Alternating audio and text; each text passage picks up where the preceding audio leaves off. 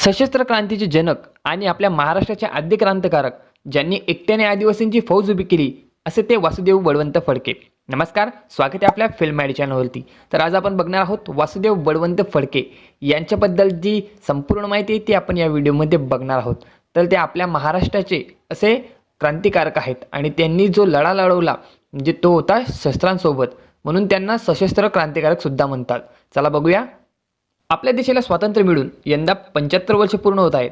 आपल्या देशाच्या स्वातंत्र्यासाठी लाखो लोकांनी आपल्या प्राणांची आहुती दिली आहे, हे आपण सर्व जाणतो. पण आजही असे अनेक शूर क्रांतिकारक आहेत ज्यांच्याबद्दल आपल्याला माहिती नाही. त्यातील वासुदेव बळवंत फडके हे असेच एक अनामिक क्रांतिकारक आहे.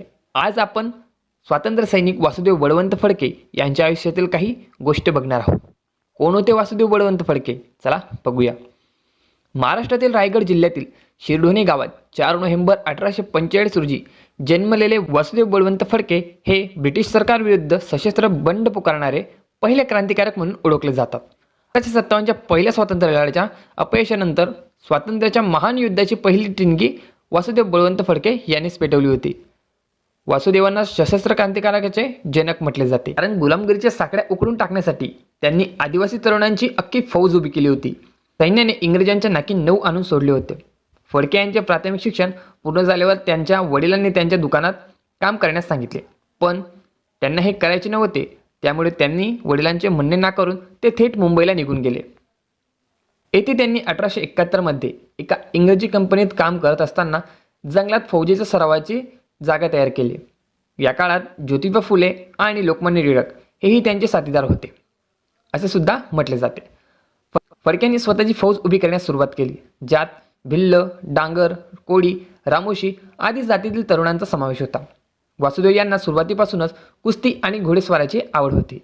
आईच्या मृत्यूनंतर घेतली देशात पारतंत्र्यातून मुक्त करण्याची प्रतिज्ञा. आईच्या मृत्यूने फडक्यांच्या आद्य क्रांतीची ज्योत अधिक प्रज्वलित झाली असे म्हणतात, कारण वासुदेव मिलिटरी अकाउंट्स विभागात कारकून म्हणून काम करत असताना त्यांना बातमी मिळाली की त्यांची जी आई आहे ती आता आजारी आहे आणि आईला बळवंताला तिच्या मृत्यूपूर्वी भेटायची आहे. आईची ही अवस्था जाणून बळवंतांना अधिक धक्का पोहोचला. त्यांनी लगेच तातडीने इंग्रज अधिकाऱ्याकडे सुट्टी मागितली, पण त्या अधिकाऱ्याने सुट्टी देण्यास नकार दिला. दुसऱ्या दिवशी बळवंत रजा न घेता घरीच निघून गेला. मात्र घरी पोहोचण्यापूर्वीच त्यांची आई ही जग सोडून गेली होती. यापेक्षा दुर्दैवी परिस्थिती कुठल्याही होऊ शकत नाही. या परिस्थितीमुळे त्यांना पहिल्यांदाच गुलामगिरी काय असते याची जाणीव झाली. यानंतर त्यांनी गुलामगिरीतून मुक्त होण्यास व्रत घेतले.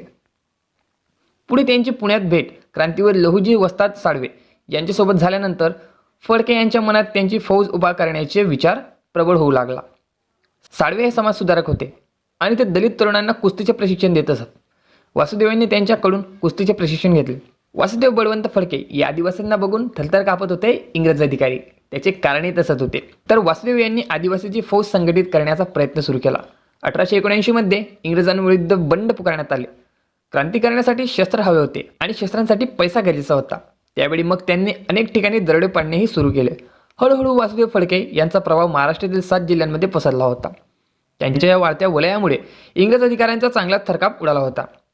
इंग्रज अधिकाऱ्यांच्या मनात फडके यांच्याविषयी इतकी भीती वाढली होती की फडकेंना पकडून देणाऱ्याला 50,000 रुपयांचे बक्षीस ठेवण्यात आले, कारण फडके आणि त्यांच्या फौजेने काही दिवसांसाठी पेशव्यांची राजधानी असलेले पुणे शहरात ताबा मिळवला होता.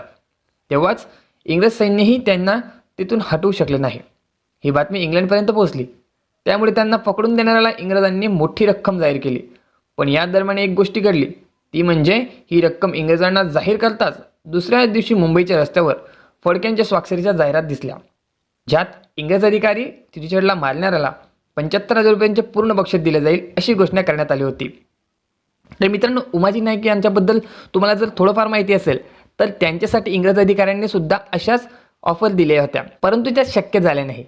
पण काही काळानंतर गद्दार हे होतेच. आपल्यामध्ये गद्दार हे असतात आणि तसेच आपल्या आद्य क्रांतिकारक वासुदेव बळवंत फडकेंसोबत झालं.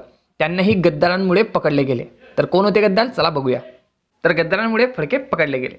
पुढे हैदराबादचे पोलीस आयुक्त निजाम अब्दुल हक आणि ब्रिटिश मेजर डॅनियल फडके यांच्या शोधात भटकत असताना त्यांना एक देशद्रोही व्यक्तीने मदत केली. जे काम इंग्रज व निजाम सैन्य करू शकले नाही ते काम एका गद्दाराने केले. यात फडके यांचे अनेक साथीदार मारले गेले, काही पकडले सुद्धा गेले. या दरम्यान फडके हे पंढरपुराच्या वाटेवरील एका देवी मंदिरात लपून बसले होते. पण डॅनियलला एका गद्दार व्यक्तीने फडके तेथे असल्याची माहिती दिली आणि अशाच प्रकारे त्याला 20 जुलै 1879 रोजी अटक करण्यात आली. अटक केल्यानंतर डॅनियलने फडकेच्या छातीवर बोट ठेवून विचारले, तुला काय हवे आहे? तेव्हा फडके हसून म्हणाले की मला तुझ्याशी एकट्याने तलवारीशी 2 हात करायचे आहेत. फडके यांच्या विरोधात न्यायालयात एकही साक्षीदार सापडला नसल्याचे त्यांना सांगितले जाते. त्यांच्यावरचा गुन्हा हा फक्त एका डायरीत लिहिलेल्या गोष्टीमुळे सिद्ध झाला होता.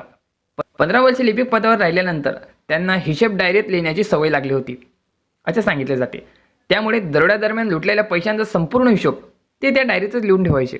ती डायरी नेमकी डॅनियलच्या हाती लागली. डायरीत नोंद असलेल्या गोष्टी वाचून डॅनियल तसेच इंग्रज अधिकारी थक्क झाले.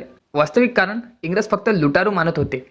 तो माणूस इंग्रजांना भारतातून हाकलून देण्याच्या भव्य योजना आखत होता.